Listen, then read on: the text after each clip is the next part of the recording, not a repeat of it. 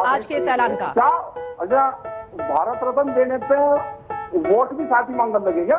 किसानों के हित में बड़े बड़े फैसले को लेकर ऐलान किए जा सकते हैं। मोदी सरकार अभी से उसकी तैयारी कर रही है, सूत्र ये जानकारी दे रहे हैं। ये जोत की है क्या सरकार के लोगों की? लेकिन सरकार बनेगी तो इसका मतलब कुछ गड़बड़ है चुनाव में। आइए देखते हैं मजा। हाँ नहीं ठीक है, उसके सम्मान के लायक थे चौधरी चरण सिंह जी, तो ठीक है। और डिमांड भी थी जनता की कि किसान को भी मिलना चाहिए भारत रत्न, और चौधरी चरण सिंह जी को चुना तो ठीक है, डॉक्टर स्वामीनाथन जी को भी दिया है, तो धन्यवाद है। क्योंकि उन्हें भी एक कमेटी बनी थी, एक रिपोर्ट भारत सरकार को दी, तो डबल खुशी हो जाती है अगर उनकी नीतियों को लागू कर दो। स्वामीनाथन कमेटी की रिपोर्ट को भी लागू कर दो तो एक और ज्यादा खुशी हो जाएगी। 50 वाला फार्मूला होगा तो धन्यवाद सरकार को डबल दे देंगे। बात तो सही है। जयंत चौधरी जी की ओर से कहा गया है, जिसको आप भी बहुत प्रेम करते हैं, स्नेह करते हैं, छोटे भाई की तरह, उन्होंने कहा है कि दिल जीत लिया प्रधानमंत्री नरेंद्र मोदी ने आज के इस ऐलान से। हाँ नहीं ठीक है, सबके अपनी विचारधारा है। वो तो जयंत चौधरी के तो बापा जी थे, लेकिन वो तो किसान लीडर थे चौधरी चरण सिंह जी। अब वो एनडीए में भी जाने वाले हैं और माना जा रहा है कि किसानों पर बहुत बड़ा प्रभाव पड़ेगा इसका। राकेश टिकैत जी, आज के इस ऐलान का क्या अच्छा भारत रत्न देने पे वोट भी साथ ही मांगने लगे क्या? ये वोट के बदले तो नहीं दिया, ये तो सम्मान दिया उनको, और उन्हें किसान मजदूर गांव दलित के लिए काम करा है। वोट आज एक आध दिन तो रहने दो, एक आध दिन बाद में मांग लीजिए वोट। भाई सूरज छिटा भी नहीं, एक ही दिन में दोनों ही काम साथ के साथ। अरे जयंत साहब का बयान आया है राकेश टिकैत जी, उनसे जब ये सवाल पूछा गया तो उन्होंने यही कहा कि मैं किस मुंह से मना करूंगा एनडीए में जाने को लेकर। बताया ना आप सबको, ये उनका बयान है राकेश टिकैत जी। हाँ नहीं ठीक है। देखो पॉलिटिक्स क्या है कि किसको कहाँ फायदा होगा, वोट कहाँ से ज्यादा मिल जाएगी, ये वोट का गणित है सबका। सब अपने ताल में है, और देश की जनता ये है कि भाई इलेक्शन से पहले सरकार देगी, और पुरानी गांव की कहावत है कि सरकार ने आप तेल और पल्ले में जो सरकार दे रही उसको दे लो और आगे की डिमांड करो।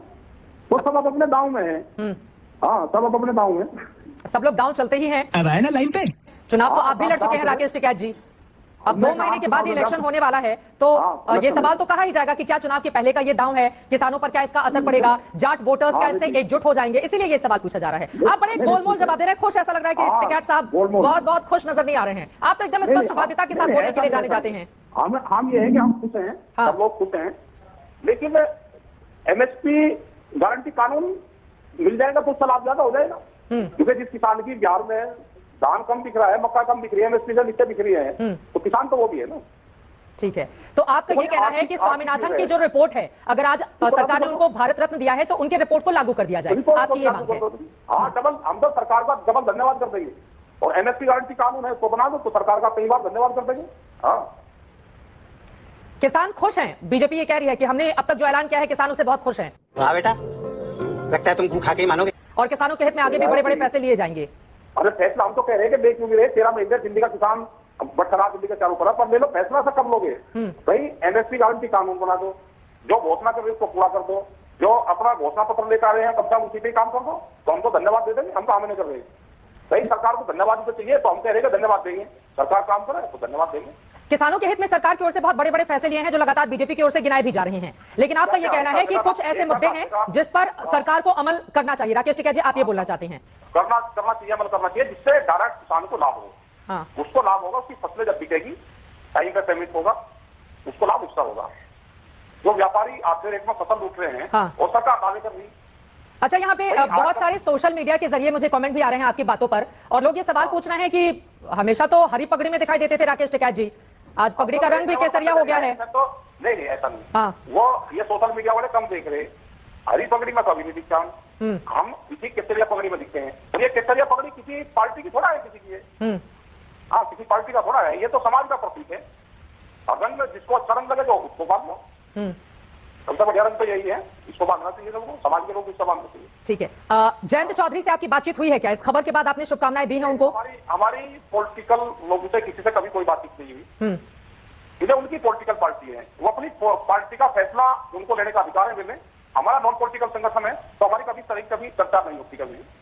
13 फरवरी को एक बार फिर से दिल्ली कूच का ऐलान किसानों की ओर से किया जा रहा है अपनी कुछ मांगों को लेकर, तो आप लोग उस पर अडिग हैं, उसको नहीं बदला जाएगा? नहीं। इसके अंदर भी कई ग्रुप अप हो गए हैं जी, जिसे भारत सरकार लगी है ना कि जैसे पॉलिटिकल पार्टी को तोड़ रही, ऐसे ही किसान संगठनों को भी तोड़ रही, तो कई ग्रुप उसमें भी बने हैं। तो एक ग्रुप आ रहा है 13 तारीख को, एसकेएम उसमें शामिल नहीं है, और हम 16 फरवरी को भारत बंद का है हमारा, खास करके ग्रामीण भारत बंद का, उसका हमारा वो है।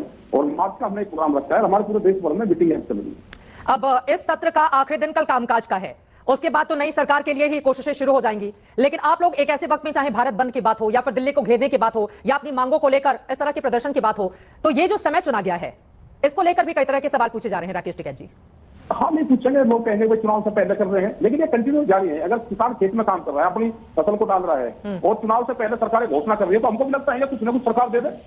भाई चुनाव से पहले गन्ना खोल रही है अपना, तो हमको भी लगता है किसानों के लिए कुछ ना कुछ मिल जाए, रोला गुप्पा करेंगे तो कुछ मिल जाएगा।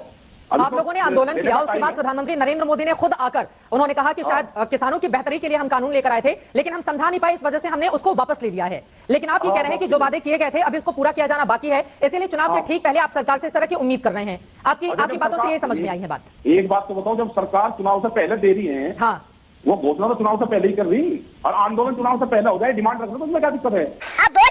भाई जब सरकार 2 महीने के लिए खजाना खोलती है, अपने दरवाजे खोल रहे हैं, तो आंदोलन हो जाएगा, अपनी बात कह लेंगे, भाई सरकार जो कुछ दे उसको ले लो, आगे फिर नई सरकार आओगी तो बात कर लेंगे। खबर तो ये आ रही है कि चुनाव के बाद यानी कि तीसरे टर्म को लेकर किसानों के हित में बड़े बड़े फैसले को लेकर ऐलान किए जा सकते हैं। मोदी सरकार अभी से उसकी तैयारी कर रही है, सूत्र ये जानकारी दे रहे हैं। ये दोस्ती है सरकार के लोगों की, नहीं सरकार बनेगी, हाँ, तो इसका मतलब कुछ गड़बड़ है चुनाव में। क्या गड़बड़ है? चुनाव आए नहीं और जीत की पहले ही घोषणा कर रहे हैं। वो कह रहे हैं काम का आत्मविश्वास है। मैं कह रहा कि जोशी थोड़ा है। 370 बीजेपी, 400 पार एनडीए, ये पीएम ने खुद सदन में बोला है टिकैत साहब। तो इसका मतलब सिग्नेचर करके छुट्टी देने का कैंडिडेट को, इससे ये लगता है कि किसको जिताना किसको हराना ये सब तय हो चुका है। प्रधानमंत्री जब इन आंकड़ों को दे रहे थे तो उनकी ओर से कहा गया कि किसानों के हित में, गरीबों के हित में, युवाओं के हित में, महिलाओं के हित में जो काम किए गए हैं, इस काम के बलबूते सरकार फिर से रिपीट करेगी और इतनी सीटें लेकर आएगी। नौकरी के नाम पे फड़वागिरी कर रहे हो तो चलो आ जाएंगे, जब देख लेंगे, जो काम कर रहे हैं उन्हें लिख लो, उन्हें काम तो कर दो, हम काम नहीं कर रहे हैं। फिलहाल ये वाला काम ठीक है, भारत रत्न वाला तो काम ठीक है, सरकार ने दिया है तो ठीक ही है, उसको मैंने कौन कर रहा। हम तो कह रहे हैं कि सरकार का धन्यवाद दे रहे, डबल धन्यवाद दे देंगे, स्वामीनाथन कमेटी की रिपोर्ट को लागू कर दो, एनएससी गांधी कानून दे दो, 2 बार धन्यवाद दे देंगे। भाई सरकार को धन्यवाद तो चाहिए, हम काम नहीं कर रहे, दे देंगे। शाबाश बेटा।